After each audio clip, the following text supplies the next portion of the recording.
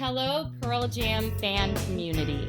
Welcome to the Wishlist Foundation's interview series, Candle of Thought, where we illuminate the people, causes, and music that are important to the Pearl Jam community.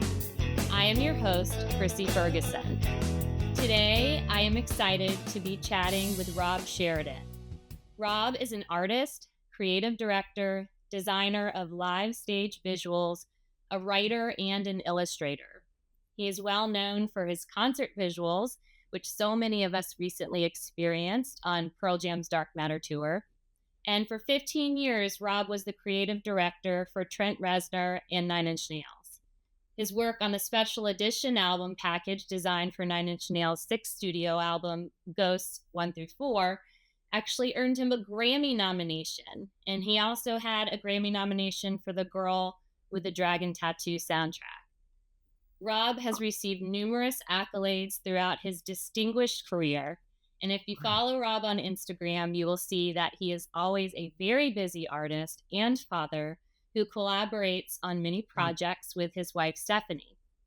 Rob, we can't wait to hear about your creative journey. And we also look forward to learning more about your projects that may be on the horizon. So welcome to Candle of Thought, Rob, and thank you so much for being here today. Hello, thank you. It's great to be here.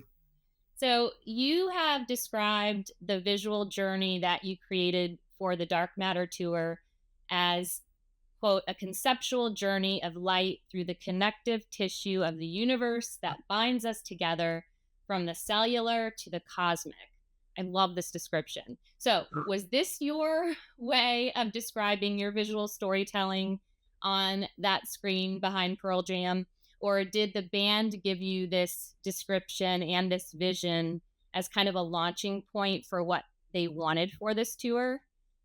Or what were your guidelines for creating these videos? Well, initially when the band reached out to me, they talked about wanting to present this. They were very excited about this new album. They had, at that point, they already had the beautiful light painting artwork for the physical album, and they really wanted to take a leap to try and bring some of that that visual that spoke to the more cosmic themes of dark matter and all that in the light painting. They wanted to bring it into the concerts somehow, and so the kind of initial conversation was like, we've got this beautiful light painting artwork, and it feels like it wants to be alive. Can you kind of bring that to life for these new songs? And so after talking with them a bit about it, I ended up kind of pitching, how I felt I would want to approach a visual experience that centered around dark matter, but then, went out into all the other back catalog songs and could make the whole show kind of feel a part of this theme. And so what you just read, that description, is sort of my pitch that I went back to the band with, of like, here's how I kind of envision taking this starting point and turning it into something more. And that was after sitting down and listening to the record with Ed and talking through all the themes and feelings, and just really wanting to circle it back around to the larger themes of Pearl Jam, where connectivity and community, as you well know, are a big part of it. So this idea of the circle of everything kind of connecting, and that was the kind of seed of the larger idea. I love it. It was so exciting to see it in person. And that's what I was going to ask you about. Many Pearl Jam fans saw your work for the first time, which I think started in Vancouver, right? Yeah. With the Dark Matter tour kickoff. And were you there, first of all, in Vancouver? I was. I ended up, wasn't really originally planning it, but I ended up being at every show of the 2024 leg up until Ohana. So yeah, I was at Vancouver, and then ended up staying and continuing to kind of work on stuff and evolve it. But yeah, Vancouver was was special. So, what was it like waiting to see your work come to life in front of an audience that big? And I know you worked on so many things, but I have to imagine that there's still, even with your, background, that there's still an anxiety of kind of waiting to see how it comes out and to see what the feedback is from people. I mean, what was that like for you? Oh, it's a it's an anxiety like nothing else. It's because it's also an excitement. Right.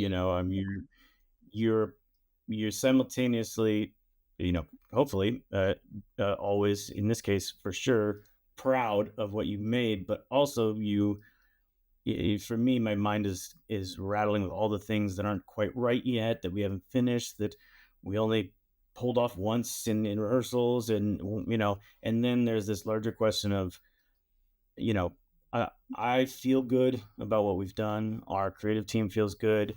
The band feels good, which is great. Yes. But we're bringing something brand new to this audience, this community, this fan base.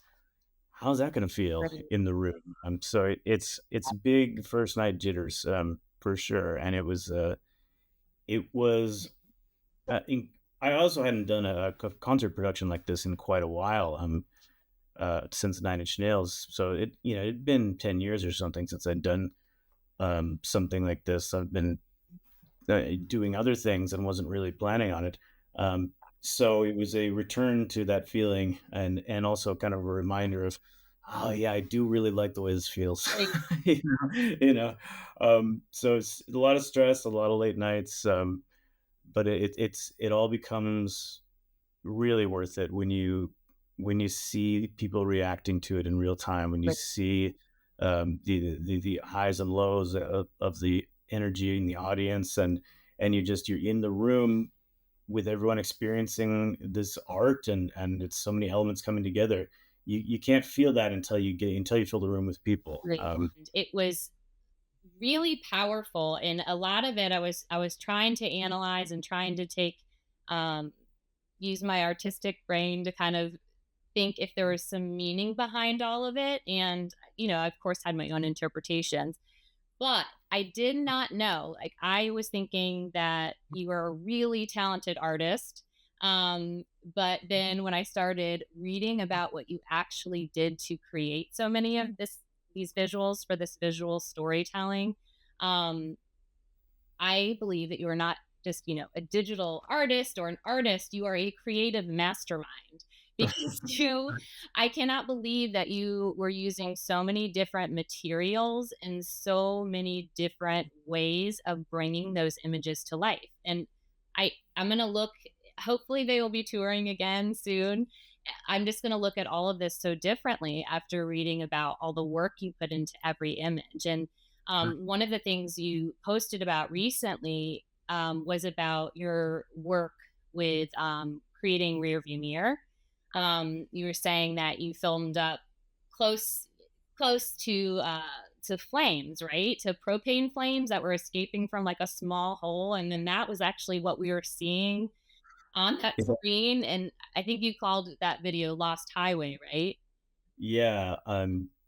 In we set up this kind of laboratory of filming. My wife, Steph, produced the project and put together a space, raw space, where we had all these different elements and materials and experiments and setups, to just explore based on a kind of loose mood board and list of ideas and themes and ways of doing things that were kind of unconventional. Mhm. And a lot of it was based around this ultra slow motion camera, made by a local company, actually Freefly, and it was kind of a more versatile camera than a lot of the ultra slow motion ones have been in the past, where they're very cumbersome cinema cameras.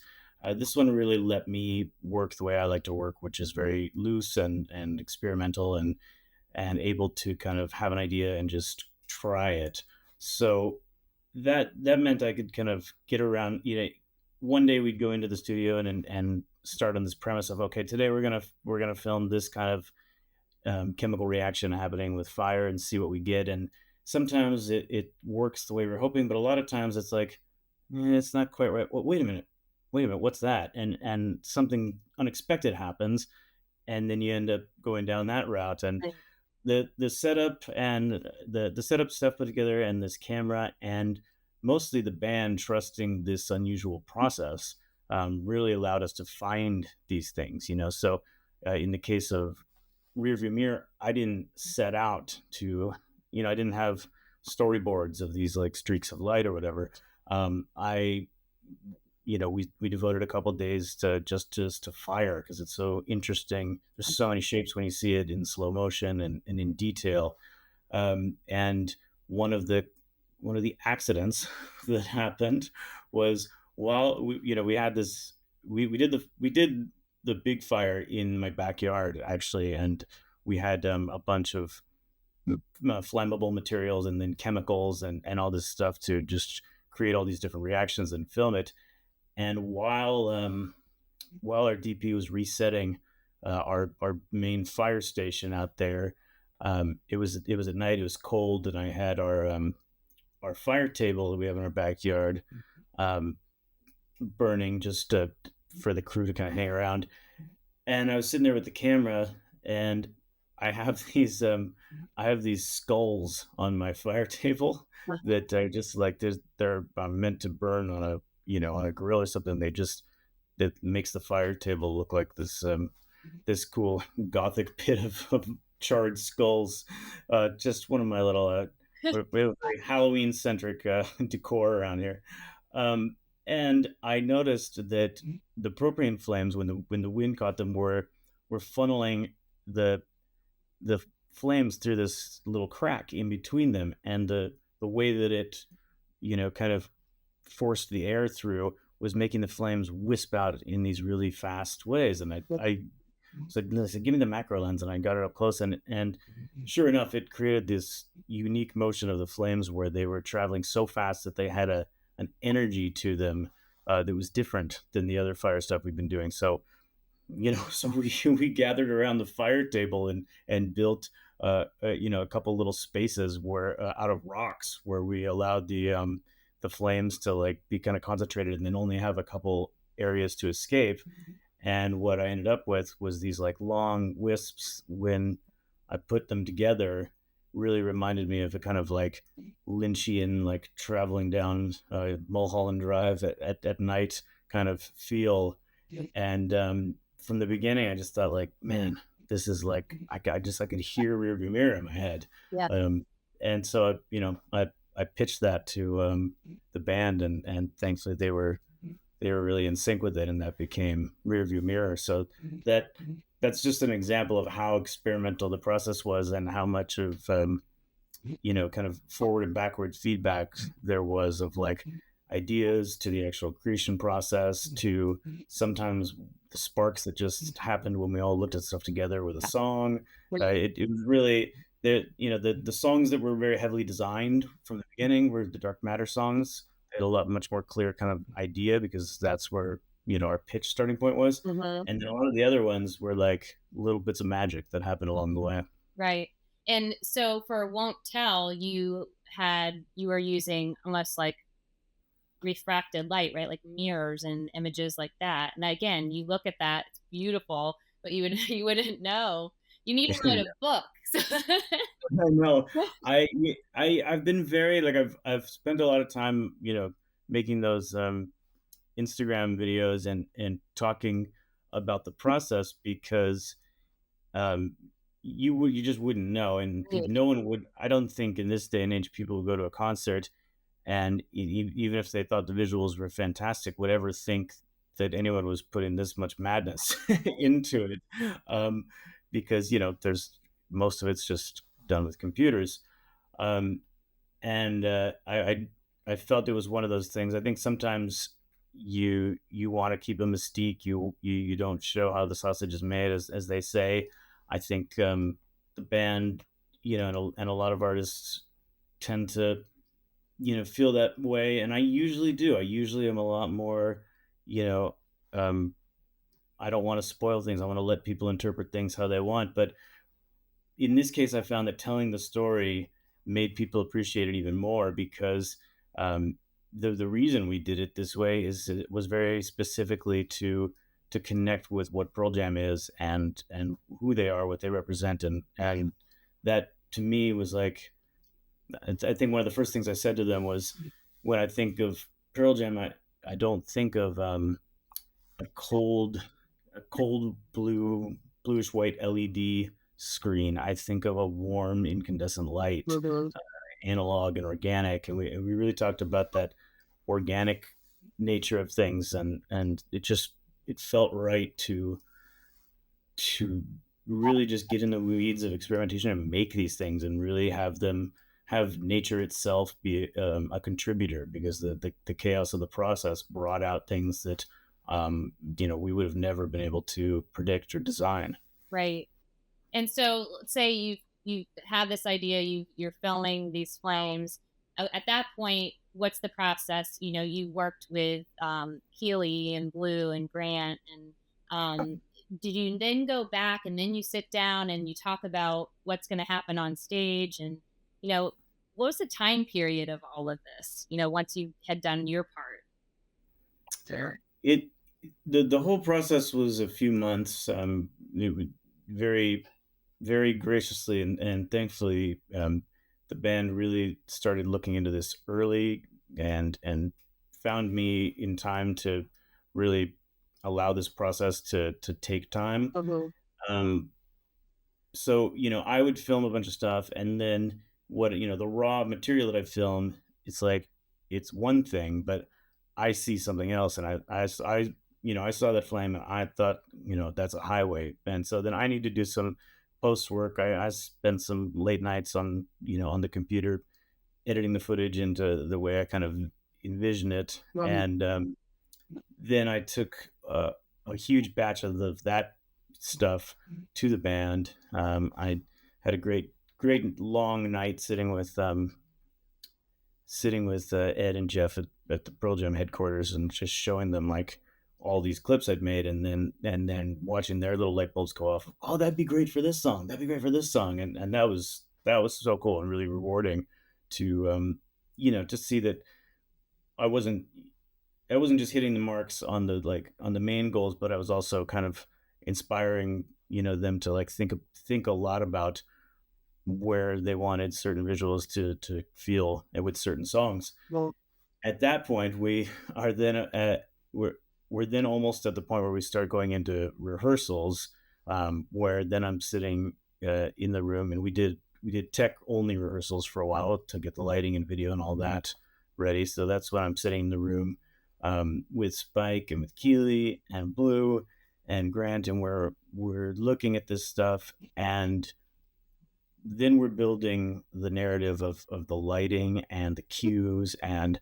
how does it start, what does it look like in the chorus, how many lights do we bring in, all that kind of stuff, Wow. and that's a real fun creative process. So there's a number of steps along the way where it kind of grows into something else and changes depending on whose input is coming in at that point. Right.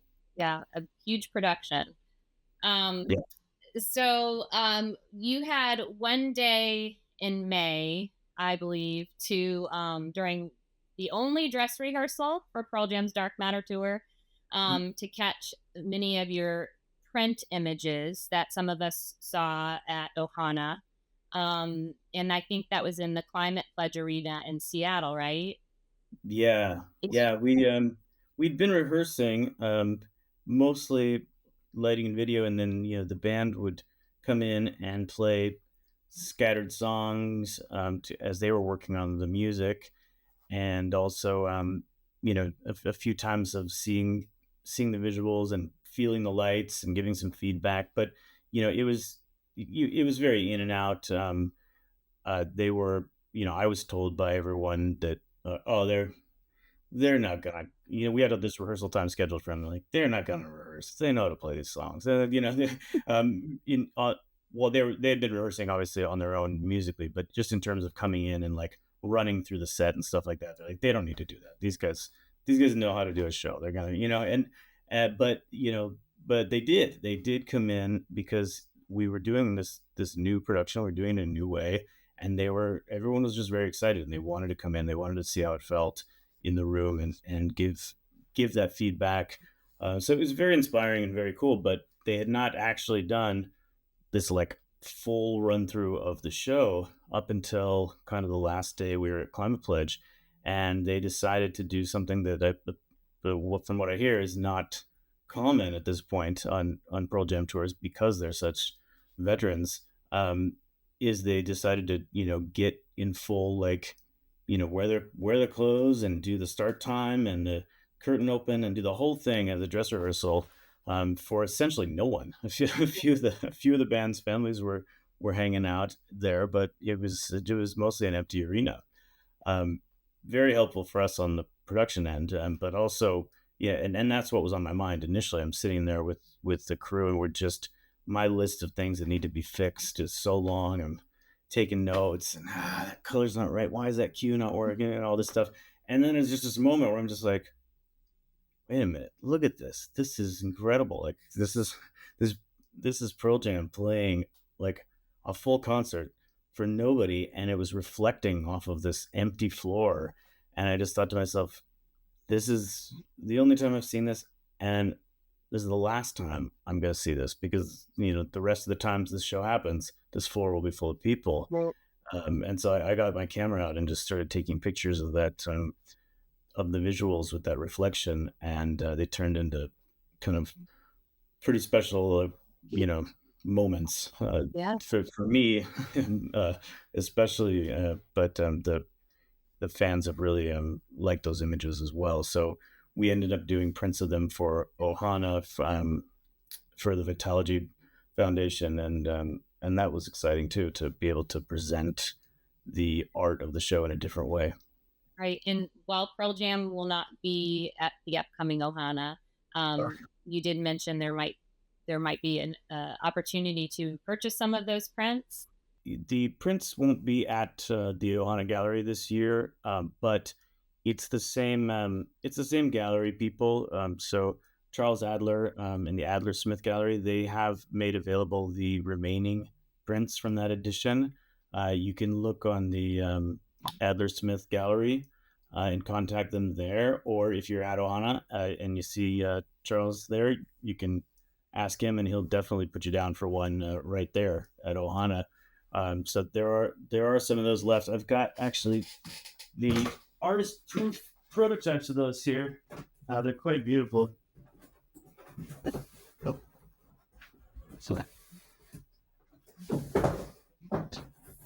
So the gallery did them on this metallic pearl print. Oh. They're huge and really special. They come framed and signed and everything through the gallery. Wow. So That's yeah, beautiful. and they support the Vitalogy Foundation. So it's a very cool thing for some Pearl Jam collectors out there for a good cause. Yeah, that's awesome. And I think probably everyone else knew this, but I had no idea until pretty recently that eye for setting sun is Ad's eye. Yeah, I don't know yeah. how I didn't know that. I had that. Well, that was another thing that that I wanted to communicate a bit in the in the space around the tour on my feeds and in interviews like this, because you wouldn't know that. It's not announced or anything, but it's Ed's eye, and we got a whole setup together, and he was very, very patient as we put this macro lens right up in his eye and shined bright lights on him and captured his eye in slow motion as he kind of blinked, so that when it opens up at the end of setting sun, that's his eye opening in slow motion. And it was that was on my that was one of those things that was like a specific visual on my vision board from the beginning. And as we didn't have a lot of shots that were planned from the start that we knew we got to get these. But we did have some, and so we'd been working on those, but there was this one that was still kind of hanging there as we were finishing filming. And Um, and I said, we got to film this eye. We've done some tests on me, and it looks really cool. And so I nudged Ed on it. I was like, um, do you want to do it? Do you want it to be your eye, or if I don't think it should be mine. That seems weird. It should be somebody's. Maybe you want to do your daughter or something like that. And I didn't expect him to be so. Oh no, I want to do it. I want to do it. He was very enthusiastic. Like, great, that's awesome. It would be really cool. Very So he cool. he he did it, and he turned out. Of course, on top of everything else, he's got beautiful eyes too.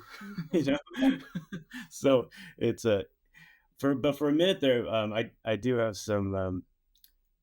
some pictures of when it was at like up when it was my eye at the first rehearsals up there. So that was fun for a minute. It was like, man, if Ed gets too busy, it might be my eye in the show.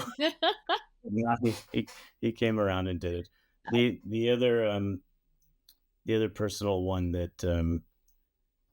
uh, that I don't think anyone would ever know, but is one that I really love is when Ed did his solo sections during the show. There's this kind of cone of smoke that comes down as his backdrop, just a very simple spotlight of smoke.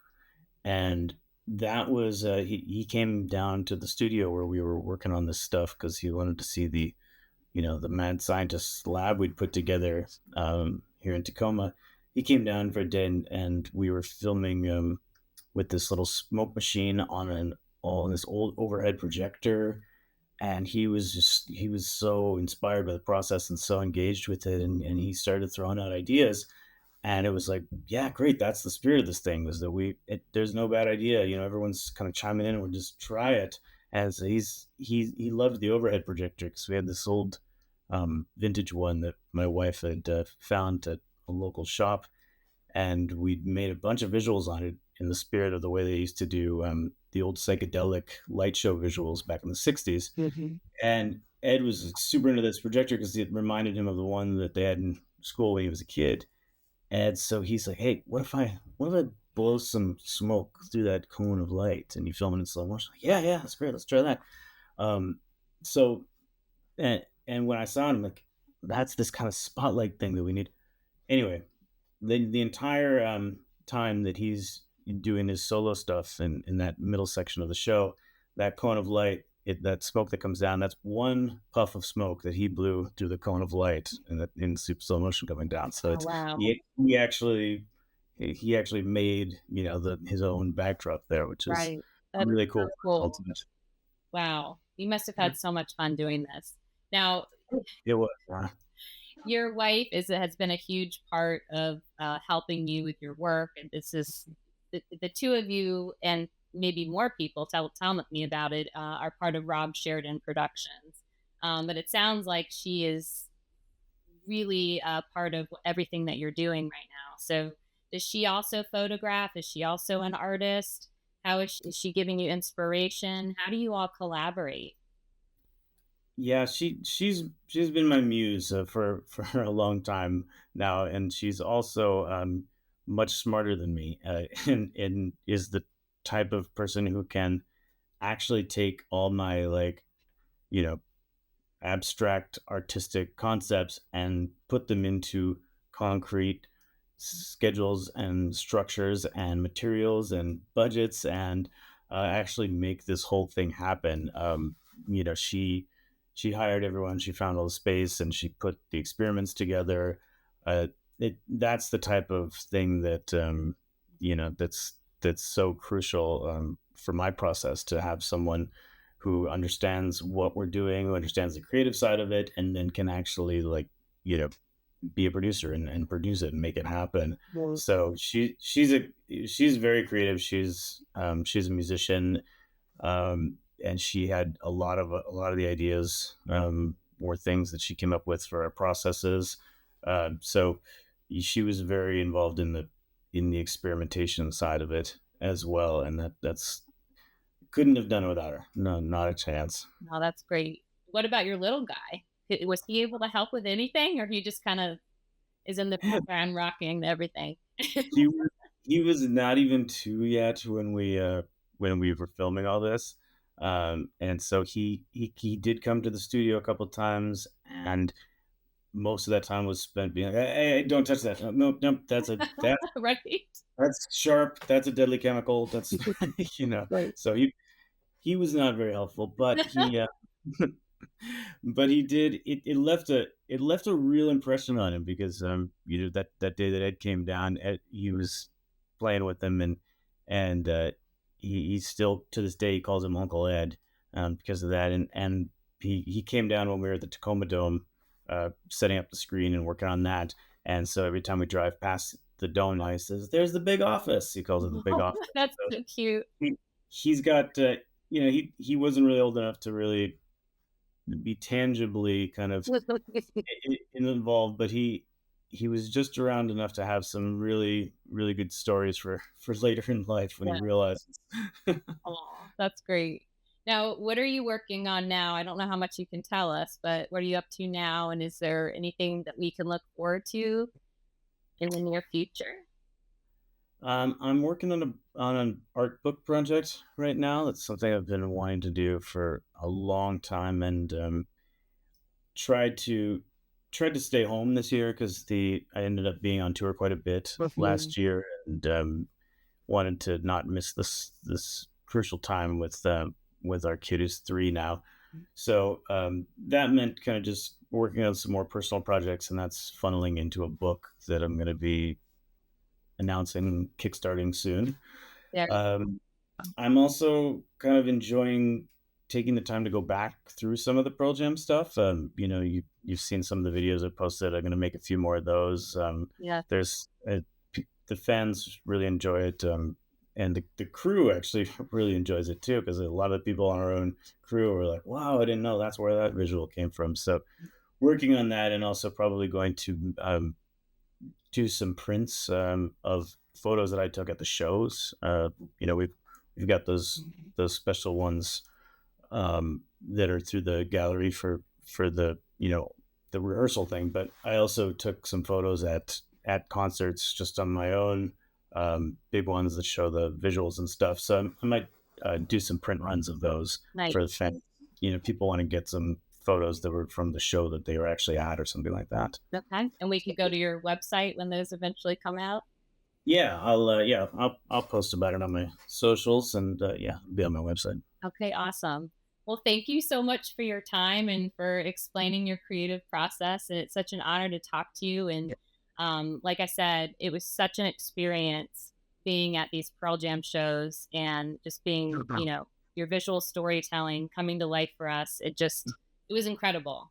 So thank you for what you did. And Well, I thank hope you so much, and my eternal gratitude to the Pearl Jam fan community for being so welcoming and I mean that was a sigh of relief when the fans didn't felt like I'd hit the right spot where I wasn't violating a very sacred experience where I was adding something new to it, and I honestly I expected a bit of backlash, but there was the response has been so positive. It's just like it makes me feel so good.